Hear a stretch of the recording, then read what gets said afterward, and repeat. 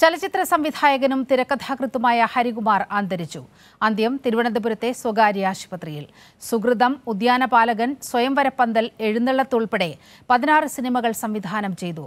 വിവരങ്ങളുമായി മാനസ ചേരുകയാണ്. മാനസ, അദ്ദേഹം ക്യാൻസർ ബാധിതനായി ചികിത്സയിലായിരുന്നു എന്നൊരു വിവരം നേരത്തെ പുറത്തു വന്നിരുന്നു.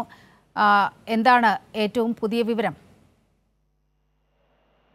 തീർച്ചയായും ക്യാൻസർ ബാധിതനായി ചികിത്സയിൽ കഴിയുകയായിരുന്നു ഹരികുമാർ. ഏതായാലും ചലച്ചിത്ര സംവിധായകനും തിരക്കഥാകൃത്തുമായ ഹരികുമാറിന്റെ വിയോഗ വാർത്തയാണ് ഇപ്പോൾ പുറത്തു വരുന്നത്.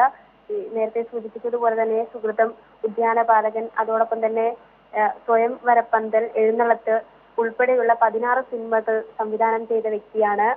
ചലച്ചിത്ര ലോകത്ത് ഒരാൾ കൂടി വിട പറയുന്ന ഒരു സാഹചര്യമാണ് നിലവിൽ ഉള്ളത്. അതോടൊപ്പം തന്നെ മരണം ഇന്ന് തിരുവനന്തപുരത്തെ സ്വകാര്യ ആശുപത്രിയിൽ വെച്ചാണ് നടക്കുന്നത്.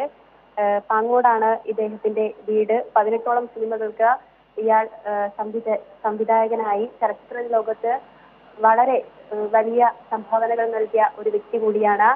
ഏതായാലും തീർച്ചയായും വലിയ ഒരു വിയോഗം കൂടി തന്നെയാണ് ചലച്ചിത്ര ലോകത്തേക്ക് ഉണ്ടായിരിക്കുന്നത്.